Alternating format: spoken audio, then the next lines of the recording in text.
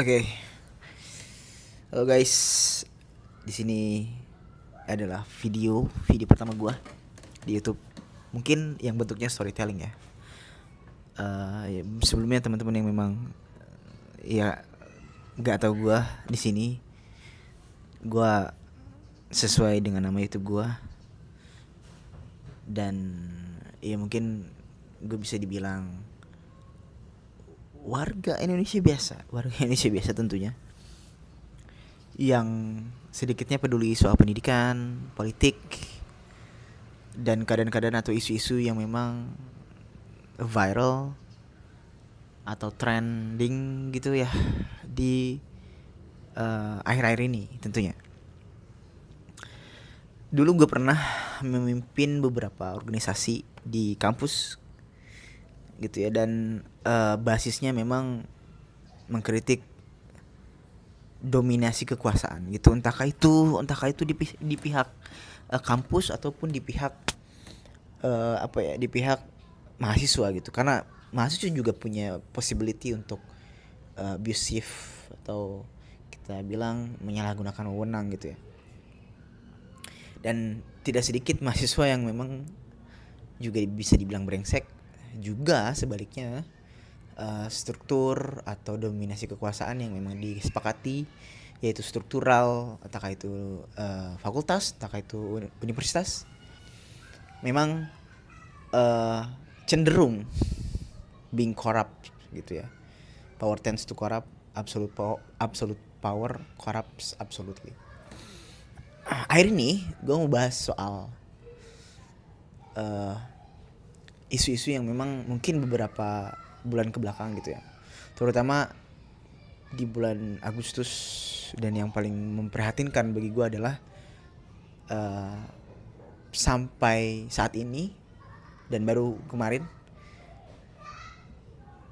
kebukti atau mungkin apa ya istilahnya, jadi sesuatu dugaan lah gitu. Kita bisa ambil dugaan bahwa kita tidak dalam keadaan yang baik-baik saja. Kita tidak dalam keadaan yang tentram, aman gitu ya. Sebab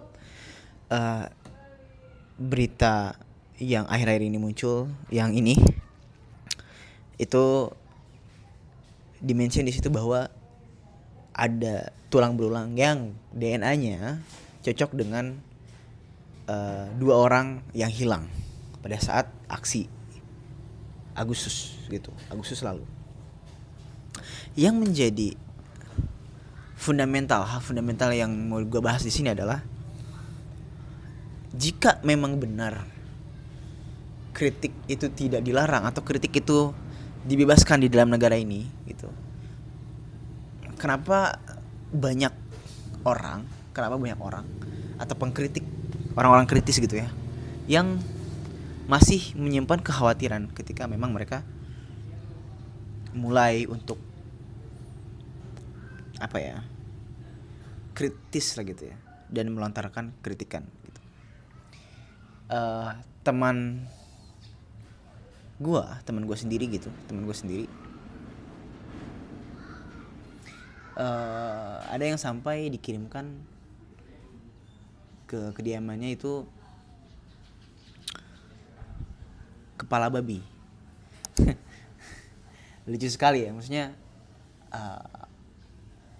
teror yang menurut gua ini agak aneh gitu. Kenapa sampai seperti ini? Meskipun memang ya siapapun yang kita dugakan pasti satu kolam dong. Sekarang gini, pengkritik mengkritik siapa, musuhnya siapa, lalu kita bisa simpulkan musuh itu ada berapa perangkat.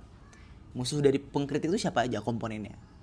Pasti di antara salah satu komponen mereka oknum yang mengirimkan itu gitu, yang berbuat seperti itu gitu, yang gimana caranya membungkam orang ini atau teman gue sendiri ya, kita bisa bilang dengan intimidasi gitu, karena terlalu sering mengkritik. Ya, mungkin teman-teman tahu lah ya, teman gue ini dia di Bogor gitu, dan sangat terkenal dengan kritikan dia gitu, soal fasilitas, soal kebijakan dan lain sebagainya. Nah, basically orang-orang yang seperti ini memang akan diancam atau diintimidasi untuk mengurangi orang-orang kritis gitu. Ini align dengan yang gue mention di video-video TikTok gue, bahwa uh, kita sebenarnya tidak benar-benar demokrasi ya gitu ya.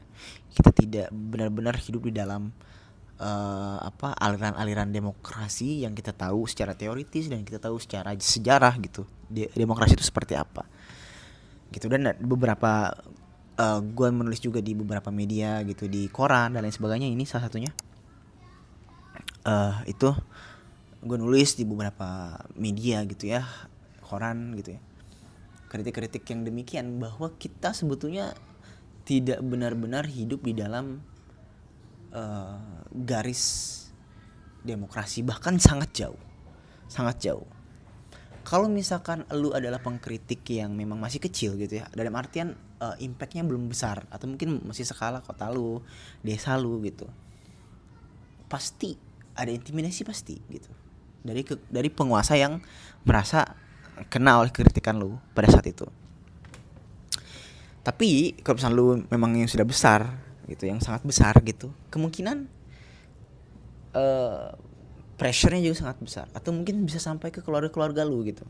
Kita udah tahu lah, Ferry Irwandi mungkin salah satunya gitu, atau mungkin yang teman-teman yang di LBH gitu ya, Del Pedro dan sebagainya. Del Pedro sekarang menjadi tahanan politik, dan jajaran-jajaran yang lainnya gitu, aktivis-aktivis yang memang kurang terkenal di kalangan gitu. Kalau Ferry Irwandi mungkin secara algoritma, secara media gitu ya, banyak orang yang sudah tahu gitu, netizen banyak yang tahu.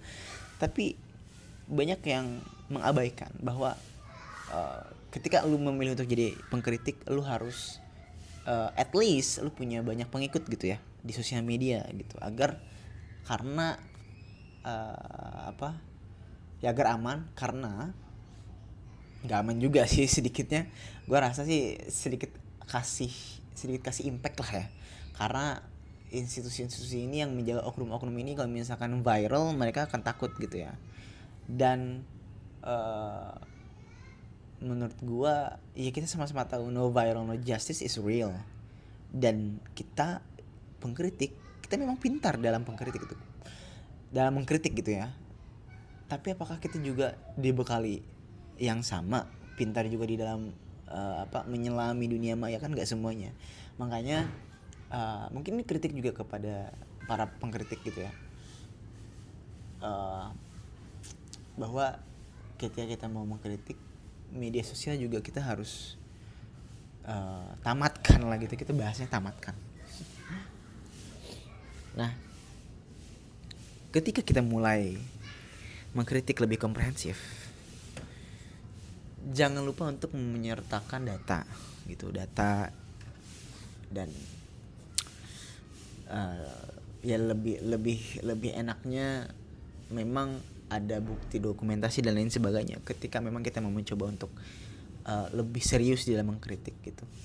Pun gue juga sangat diperlukan untuk menyertakan data ketika mengkritik dan lain sebagainya. Dan dokumentasi, kenapa ini ditambahkan klausul? Karena bentuk konten, bentuk video, bentuk foto. Kalau misalnya teman-teman lihat di sini, waktu itu aksi atau setiap ada aksi besar, oknum-oknum kepolisian, oknum-oknum TNI yang memang di garis depan dengan masyarakat, dengan mahasiswa, mereka sangat takut dengan bukti dokumentasi gitu. Makanya curangnya mereka itu diberikan penutup kepala gitu, penutup muka gitu ya, agar tidak terlihat ketika didokumentasikan.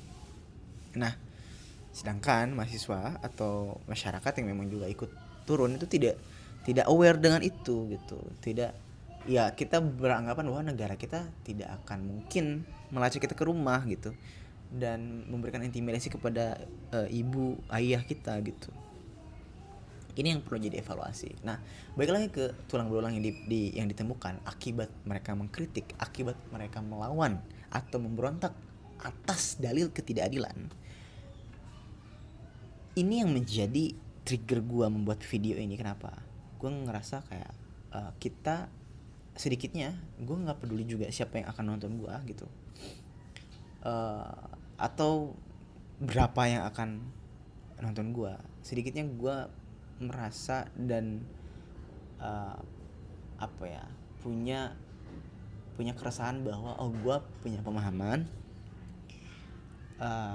gue ingin menyebarkan ini meskipun kita masih sama-sama belajar. Gue masih belajar, tidak ada yang selesai dalam belajar gitu sampai akhir tua nanti dan mati, meninggal gitu ya.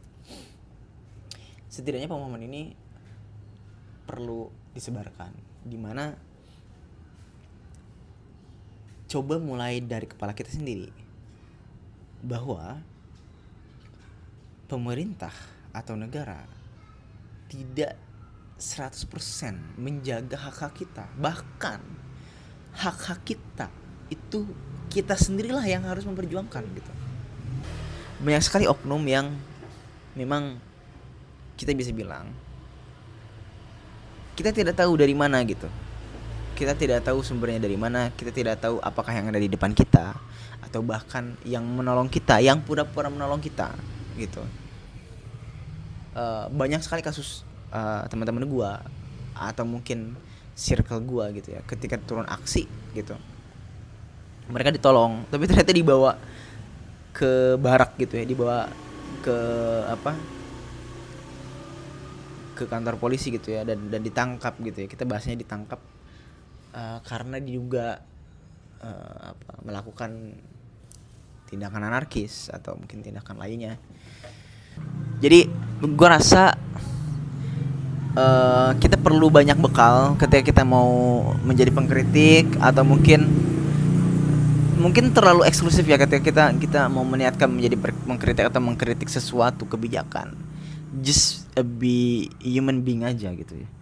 Ketika lu jadi orang dan ketika lu jadi manusia gitu ya, jadi manusia biasa, lu lihat ada yang nggak adil, pasti lu ngomong gitu. Nggak perlu lu jadi pengkritik gitu. Dan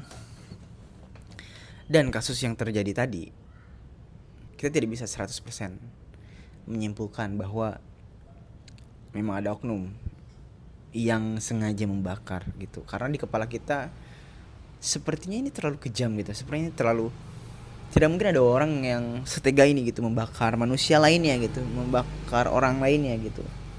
Tapi kalau misalnya kita mengingat kembali sejarah Indonesia, banyak sekali genosida yang terjadi gitu ya. Entahkah itu peristiwa PKI, Madiun, ya 98, kita bisa simpulkan bahwa ini sangat mungkin terjadi disengaja. Sangat mungkin terjadi 2 demonstran dibakar dengan sengaja oleh oknum. Dan kita berperan untuk mengawal ini sampai persidangan selesai, sampai pihak keluarga mendapatkan keadilan. Gitu.